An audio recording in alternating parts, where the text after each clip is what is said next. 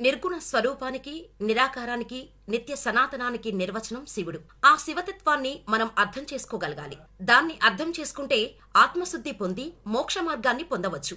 మనో బుద్ధ్యహంకార చిత్తాన్ని నాహం న కర్ణం న జిహ్వా నచ ఘ్రాణ నేత్రే నచ వ్యోమ భూవింద తేజో న వాయు చిదానంద రూప శివోహం శివోహం. దీనికి అర్థం, నేను మనసును కాను, బుద్ధిని కాను, అహంకారమును కాను, చిత్తమును కాను, నేను చెవులను కాను, నేను జిహ్వాను కాను, నేను ఘ్రాణ ఇంద్రియము అయిన నాసికను కాను, నేను చక్షురింద్రియమైన నేత్రములను కాను, నేను ఆకాశమును కాను, భూమిని కాను, తేజస్సును కాను, వాయువును కాను, నేను చిదానంద రూపుడైనటువంటి శివుడును నేను అని భావం.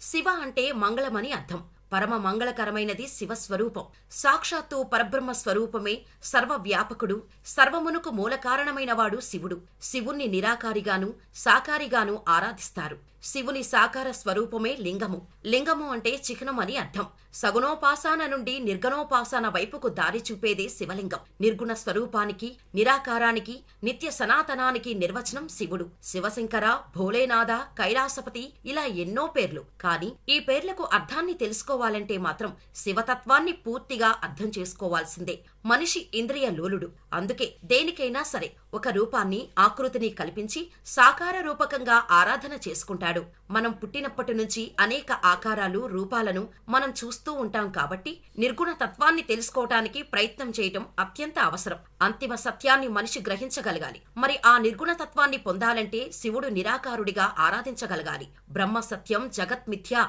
అనే భావాన్ని గ్రహించగలగాలి.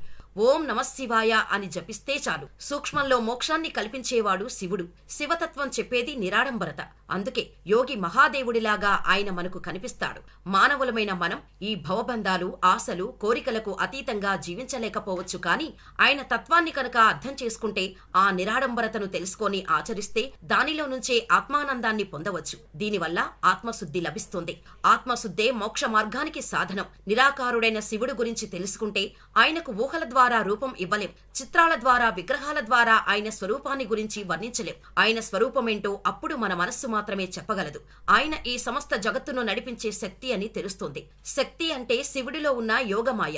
శక్తి, శివుడిని వేరు చెయ్యలేం. ఆ భావనని పొందాలంటే మనసును శివునిపై ఉంచి ధ్యానం చేయగలగాలి. అందుకు నిరంతర సాధన చెయ్యాలి. శివుని గురించి తెలుసుకోవాలంటే ముందుగా శక్తిని హృదయంలో ఒక బిందువు రూపంలో ఏర్పరచుకోవాలి.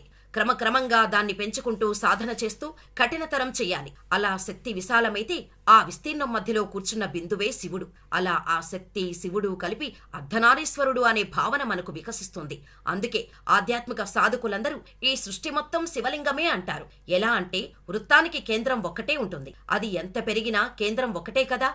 ఆ కేంద్రమే శివలింగం. ఆ చుట్టూ ఉన్న వృత్తమే శక్తి. అదే అర్ధనారీశ్వర తత్వం. దేనిలో నుంచి అంతా వచ్చిందో, దేనిలో అంతా జీవిస్తుందో, తిరిగి దేనిలోకి అంతా లయమై కలిసిపోతుందో అదే శివతత్వం. దీన్ని మనం అర్థం చేసుకోగలగాలి. ఇది తెలుసుకోవడమే మానవ జీవిత పరమార్థం.